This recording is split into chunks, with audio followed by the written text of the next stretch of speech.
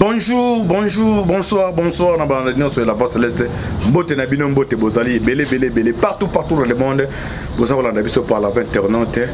On a niveau ya États-Unis, mon pasteur César Mouanga, Richard Kaleka Kolongo Chibango, na Suisse, maman Konde Chita la mère de supprimer. C'est que Toko, maman Charlotte, Kabasi, maman Dédé Charlotte na Belgique. Vous en Asie, Océanie, en Afrique, na Moni, et docteur Emery, na PC Mbote, docteur na PC Mbote. Sans oublier en République démocratique du Congo, Ezaline, Dekonabino, Moïse Van Kantiba, l'émission Bolinora. Tout le bateau, oh, tout ça, la décryptage à actualité politique. Merci, Mingo John. John est Maboki Bende. Dans la dernière montée, sur Coco, tout ça, le décryptage à actualité politique. Kabila Poni, pays des idées qui bat Bendeganini. Pourquoi tu sais qu'il a convoqué les deux gouverneurs au bas de la préparation pour bêta un coup pour planifier un niveau à la province d'Abango, en l'occurrence Richard Mouya, Jacques Kabila, Baza convoqué en urgence. Est-ce que Fati a ordonné l'arrestation d'Abango de ton limbola? Ah, on a Coco, Otobengra, Chibaka Penda. Chibaka Penda, Mbote, Coco. Mbote, moi, Namboka. Ouais, bonne santé. Santé, ça bien par la glace studio, tout ça bien. Ok, si ce qu'on a eu l'unga bord de missionnaire, c'est un risque qu'on a vu qu'on a séché la mission. Mais, il l'unga bord de missionnaire. Mais aux Zambo qui tambour la mobeko li conduit constitution c'est clair. C'est-à-dire si vous avez la majorité de vos premiers ministres, mais est-ce que vous avez la majorité qui est na FCC et par la majorité qui est na Union sacrée. C'est-à-dire à tomber kadik, c'est-à-dire atika des autres ngo sala wana parce que mboka eza mobeko nango ndeba chrétien batamba na mobeko nango za la Bible.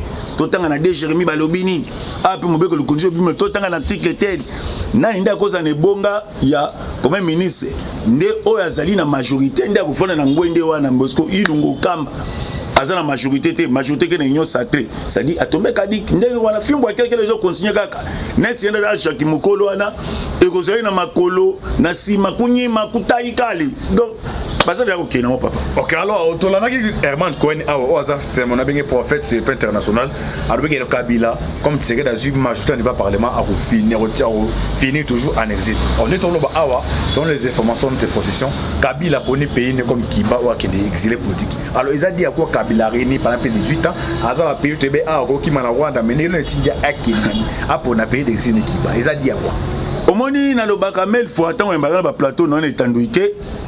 Nalo bakango oh nyonso Kabila sala ko Kabila kia sali nini moko boy akia kolwezi akia sala boy ça dit eza mangungu apamba tant mon Eman Cohen na lobini que ndeza wana Kabila il faut balanda bo parce que ba pesa Kabila 2 ans ya mystique c'est comporter bien si on fait bien en mboka politique au côté sur la politique biso communauté internationale to baxolo une année de bonus mais Kabila respectant côté ce que ça ni dans son bandelo comme vote ba yo kangai biso ça la politique au moins moto azali na pouvoir au azan imperium na maboko biso IDPS na 2011 Tshisekedi ele ko mbomaka biso ya nini to makaka imperium au peut ça mode de pas banane pas civil pas soldat pas banane c'est à dire ah on est Tshisekedi ndé imperium mais on va négocier ba imperium mais imperium mais ça dit on va la dans antibal on a ba imperium mais imperium mais ça dit moto azana bateau à commandement ya makambu nyonso sur plan militaire makambu tout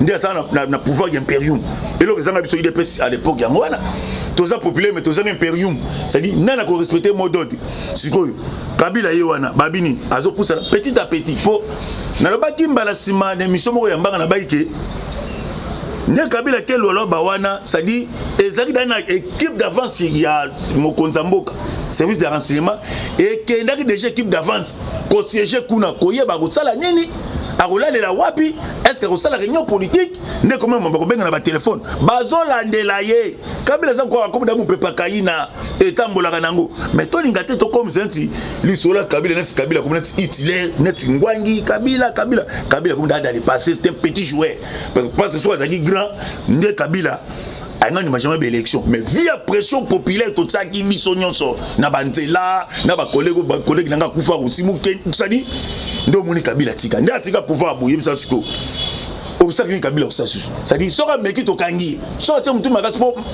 bazo réclamer na mamakila ba congolais bazaki no Kabila ya soit ba bomaye Kabila soit teme to na état de droit démocratie ça to kanga kaka atong ça sombolo msa yibaki aki makolo pamba makolo polele banini oyaki maboko pamba okozonga pe maboko pamba.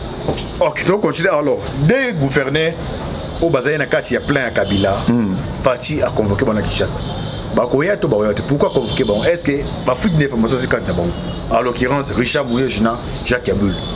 Mais Richard Mouyej, ça dit kabiliste.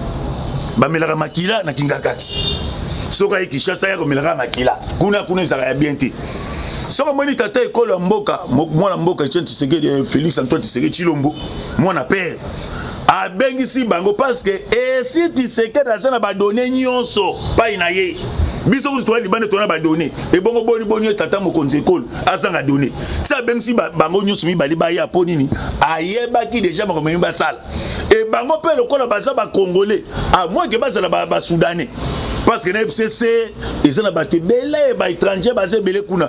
Mais bao ba bengisi bango na ba gouverneur onande ba yawo. Ndokaki François Berbec ça dit aucun officier supérieur de la police à Obima. Parce que toyebaki déjà Naso bandela makambo mais François Berbec non.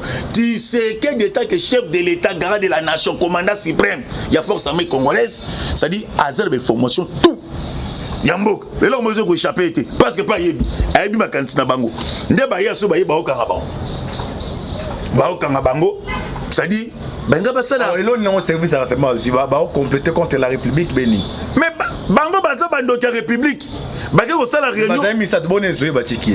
Zoé bo zoé anta ba yini awa. Ayebo ko maté butanga te. Ba kinwa. Oh, ba ko me gouverner de doko. Oh, to ba chaki ba onde ko ba chaki ko chapa ndeko na yo.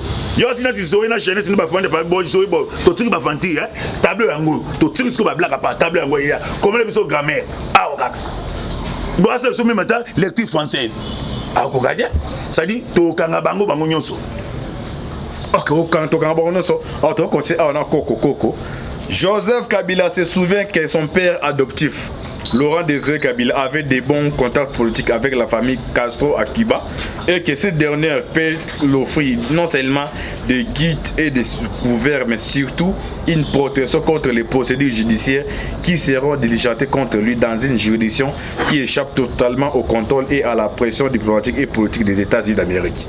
Ces émissaires viennent d'obtenir de la Havane à Kiba qui lui soit appliqué car l'ambassade de Kiba a Kinshasa un visa d'entrée et de long séjour sur le territoire national de Kiba.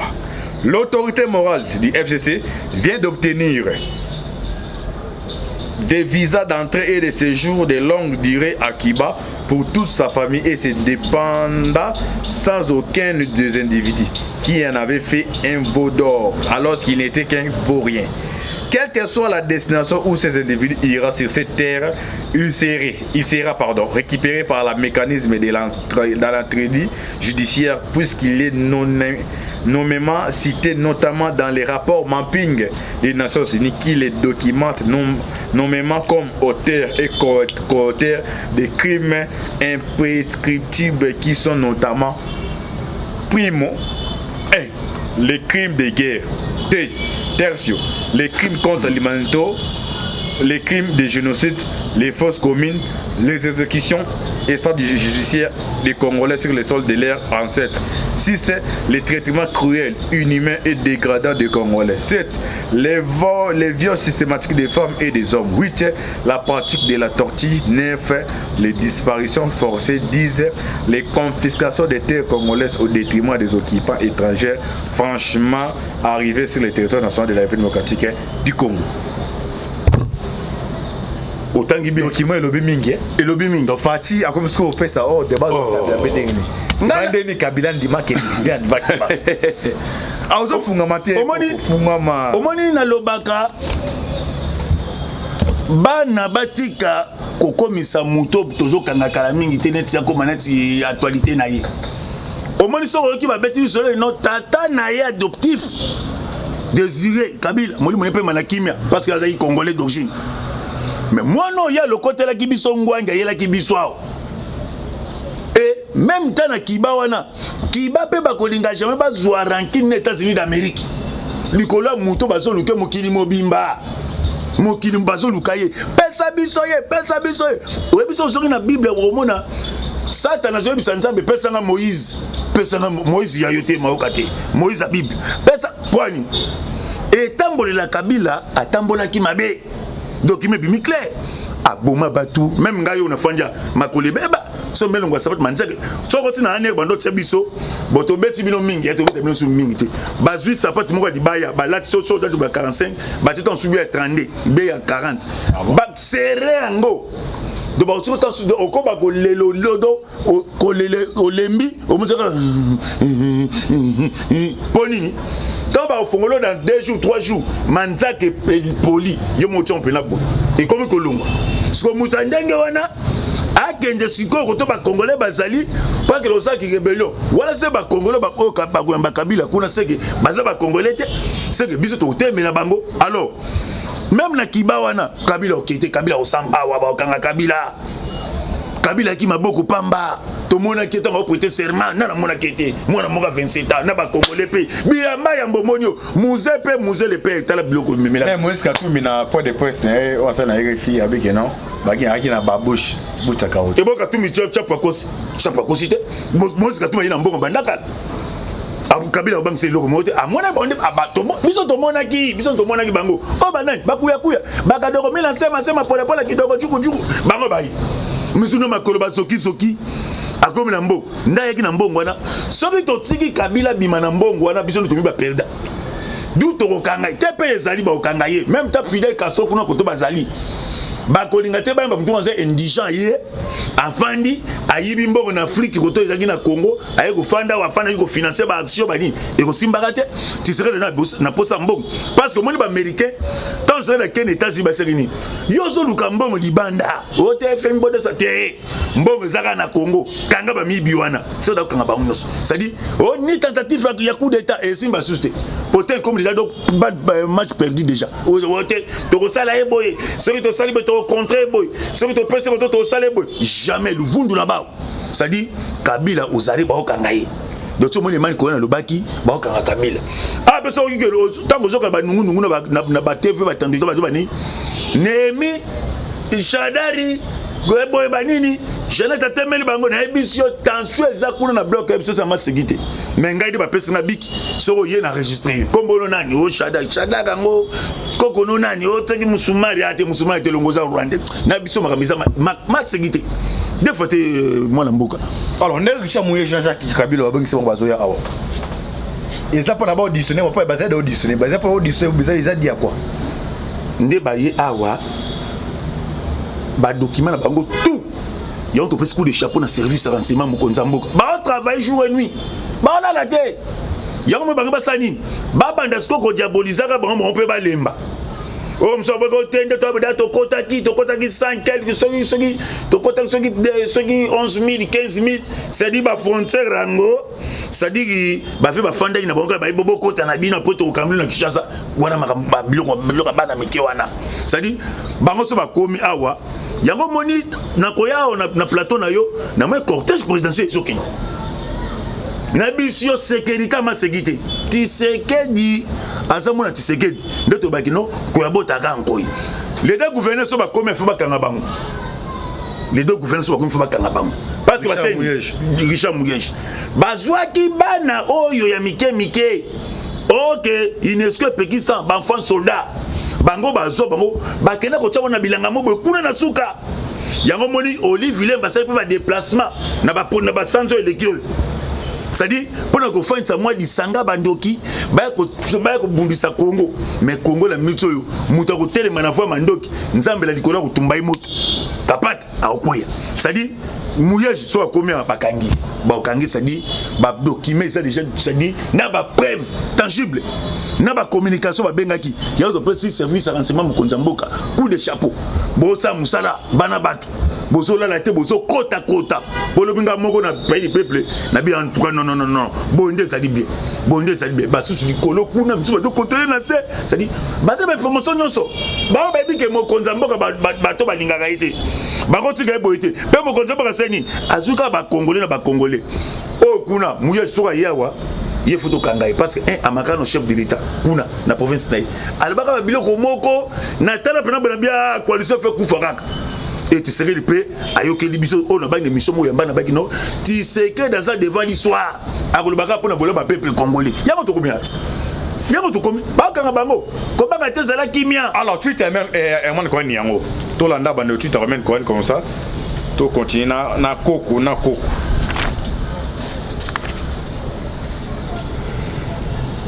l'éviction de Jeanine Mabunda est une étape importante franchie par le président Félix Tshisekedi dans le processus de dépouiller l'ancien président Kabila de sa base de pouvoir. Kabila pourrait éventuellement partir en exil. Lelo awa aponi exil nae Kiba. Totuni koko awa upesi ba biano nayo. Mais problème moi eza wa koko nazo poser awa. Balobi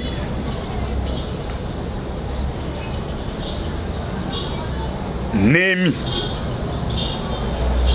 Shadari va contacter conseiller Moura Fati en Katimini balingi ba plaider kana bango mi balena et pas Fati boy ça ba mususu toujours sur les informations filtrées par Jeannette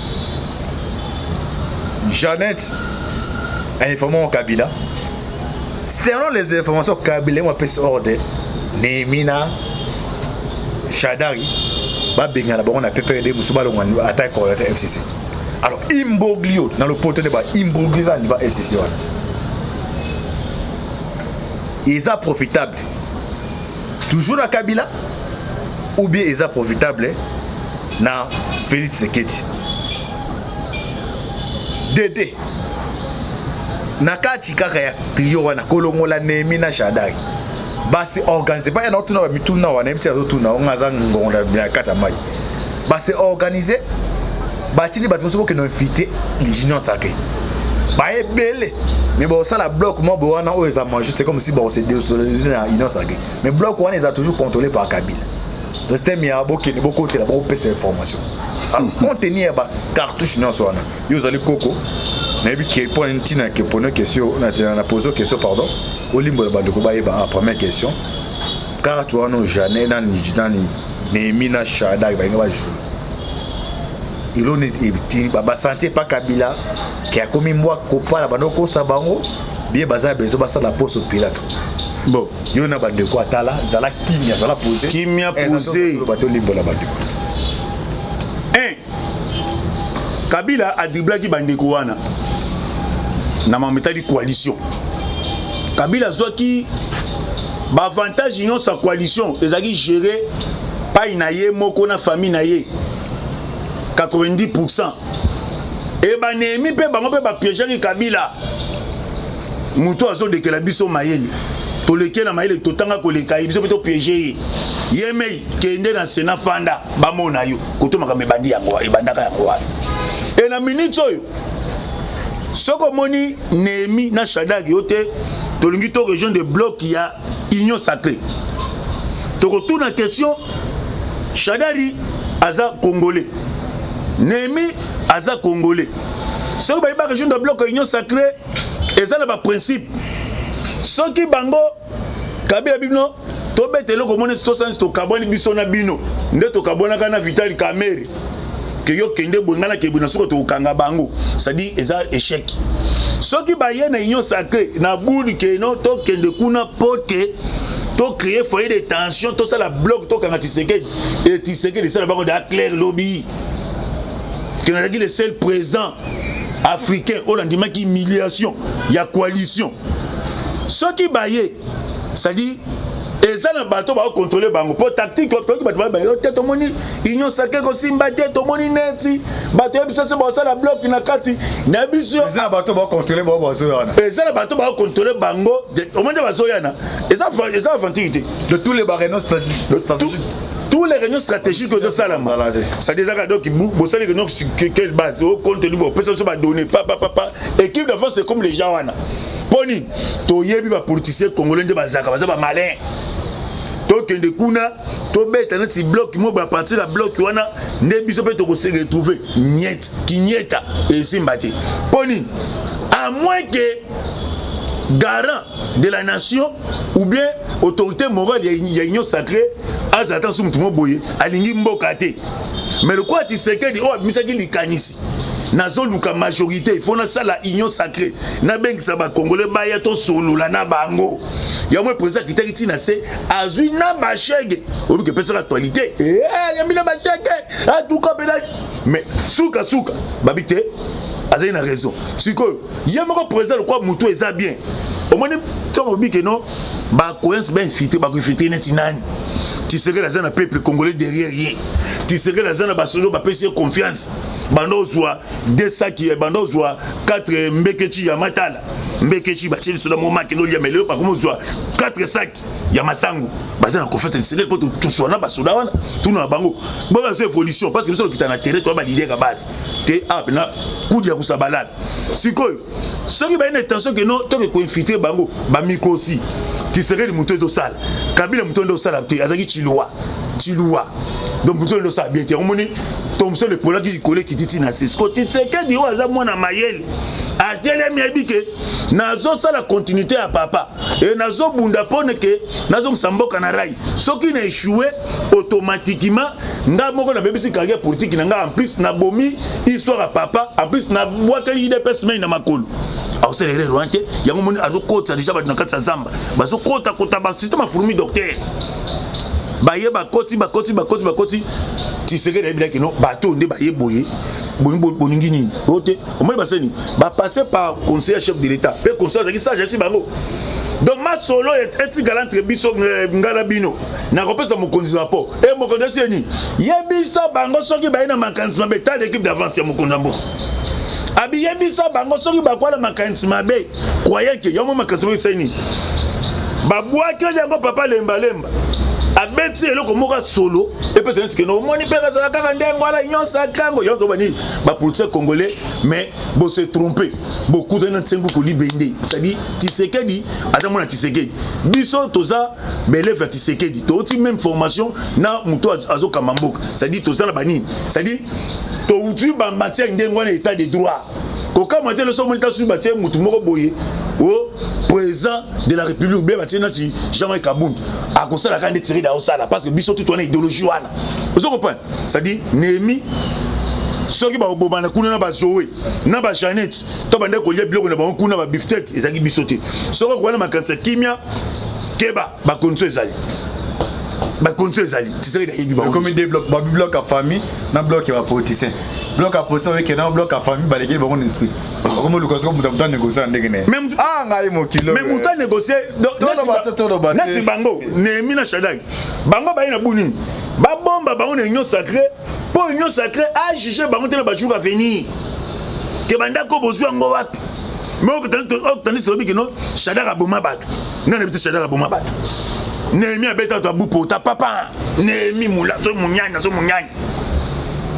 ata bogo que no to ya na union sacrée mais to ko fuir dans le passé na bino to ko tala nana sala ke loko Némi yekana no état de droit di juge tata le combo nani o mama na combo na camp pendant jila appelle tellement na noir simbai c'est ça mais soki wala conseil no pesa bango pe na usana analyse mbala moko ya politique soki boko ya na makanisi ke Tshisekedi a protéger bino bota no se wa Kabila yeme ya difficulté nana obikisa yeme yewan otena kende ba pote nana obikisa okima na kiba to lando kaka amoko bima ozomse sombo na biso okena yo pe oza milimo mabe ezolanda yo milimo liwa ezotambola na Kabila milimo liwa ezotambola famille mobimba parce que moi ni famille ba famille modi bazui histoire ya Kabila pe so tali a na minute sao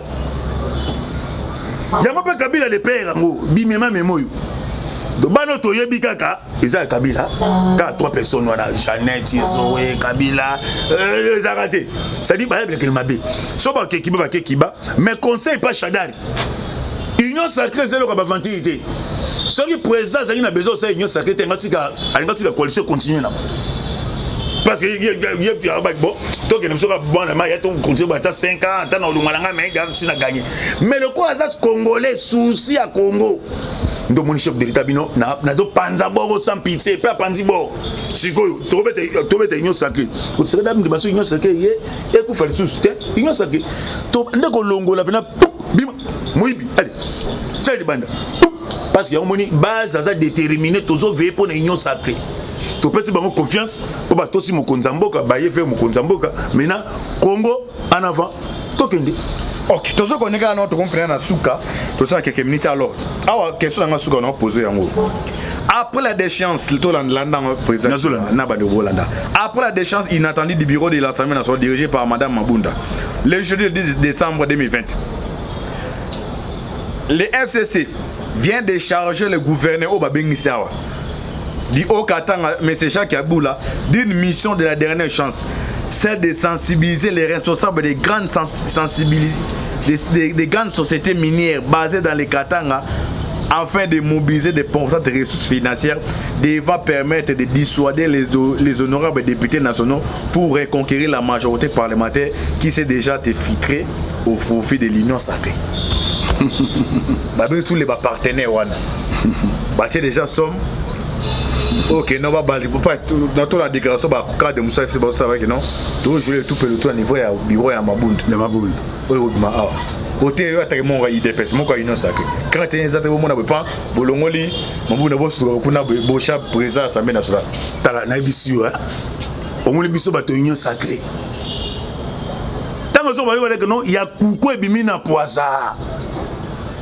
Il y a Jacques Boula, mbongo ya kopesa ba cadre ba msusu wana. Mbongo ba na ba congolais.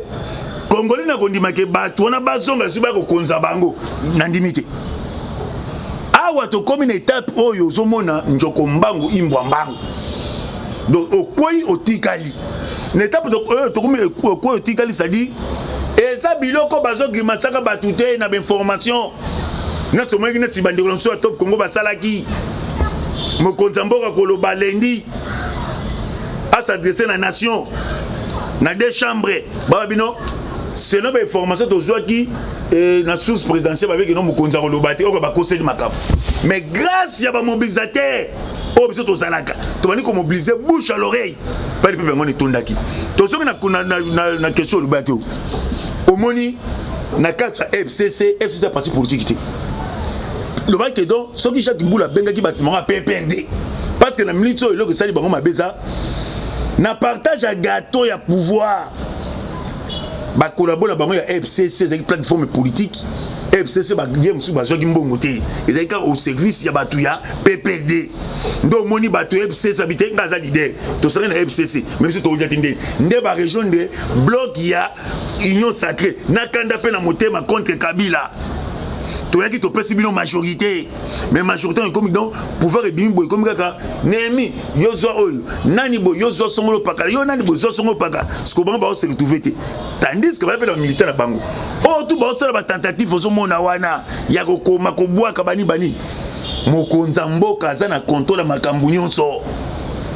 IGF a kolinga pété que non, Jacques Boula pèse moi dans ba cadre FCC que non, bozo mbongo mieux na ba ressources minières, boana mbongo wana, to pèse ba député, to de ko gagner bureau Assemblée nationale pour tout ça nan, ego simbakate po, liso za likolo liso mo konzelo tala kuna, ego simbakate.